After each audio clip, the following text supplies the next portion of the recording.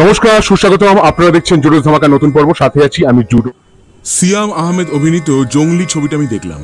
এই ছবির পরিচালক হলেন এম রাহিম। ছবিটা এখন স্ট্রিমিং হচ্ছে চরকি অ্যাপে। এই কাহিনী হলো মেহেদি হাসান জনি নামে এক যুবকের, যার মাথাটা খুব চট করে গরম হয়ে যায়। একসময় কলেজে পড়বার সময় নিজের প্রেমিকা, যে ভূমিকা অভিনয় করেছেন দিঘি, তাকে কিছু ছেলে উত্ত্যক্ত করায় কলেজের বাকি ছেলেদের সে ব্যাট হাতেই ঠ্যাঙায়। তার খুব ইচ্ছা ছিল ক্রিকেটার হবে, কিন্তু বাবার ইচ্ছা ছিল যে পড়াশোনাটা যাতে সে মন দিয়ে করে। সেই কারণে বাবার সঙ্গে সম্পর্ক ভেঙে যায়। তারপর সে কলেজ থেকে তাকে তো ছাড়িয়ে দেওয়া হয়। সে অনেক দূরে চলে আসে এবং সেখানে সে একটি গ্যারেজে চাকরি নেয়। আর আচমকা তার সামনে আসে ছোট্ট একটি মেয়ে, যার নাম পাখি, যে ভূমিকায় চমৎকার অভিনয় করেছে শিশু শিল্পী নৈরিতা। সে জনিকে বলে ডাকে জঙ্গলি।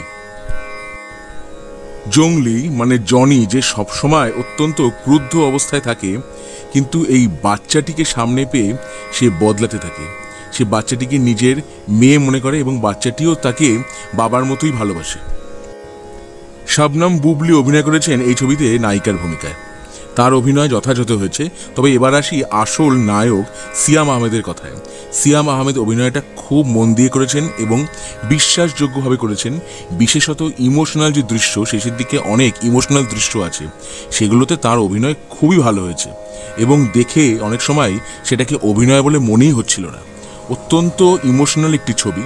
এবার মূল কাহিনীর সাথে নিহার রঞ্জন গুপ্তর লেখা বাদশাহ নামে একটি উপন্যাস আছে, যেটা আপনারা আশা করি সবাই জানেন। একজন ডাকাত, সে যখন একটি ছোট্ট শিশুকে কুড়িয়ে পায়, কিভাবে সে নিজেকে পাল্টে ফেলে, সেই অবলম্বনে একটি অসাধারণ ক্লাসিক ছবি আছে, যেখানে বাদশার ভূমিকা অভিনয় করেছিলেন কালী বন্দ্যোপাধ্যায়। এবং সেই গল্পটিকে একেবারে টুকে একটি হিন্দি ছবি হয়েছিল, অক্ষয় কুমার যেখানে অভিনয় করেছিলেন, যে ছবির নাম জানোয়ার বা জানোয়ার। এইবার সেই কাহিনী মানে বাদশাহ কাহিনীর সঙ্গে কিন্তু ভালোই মিল আছে জঙ্গলি ছবিটির।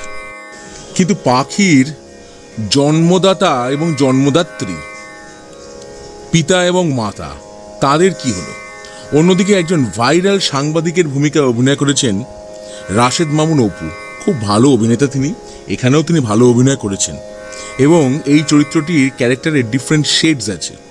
শাহিদুজ্জামান সেলিম অভিনয় করেছেন একজন ধূর্ত উকিলের চরিত্রে। আফসানা মিমি আছেন জাজের চরিত্রে। ছবিটা গতিময়, দেখতে ভালো লাগে এবং অত্যন্ত ইমোশনাল। একটা কথা বলতে পারি, ট্র্যাজিক ছবি। সোহেল খান আছেন এই ছবিতে। আর একটি ছড়ার খুব বড় ভূমিকা আছে, জনি জনি ইসপাপ্পা। সেই ছড়াটি বারে বারেই শোনা যাবে এবং এক এক সময় শুনতে গিয়ে আপনি কিন্তু আবেগতাড়িত হয়ে পড়বেন, এতে কোনো সন্দেহ নেই।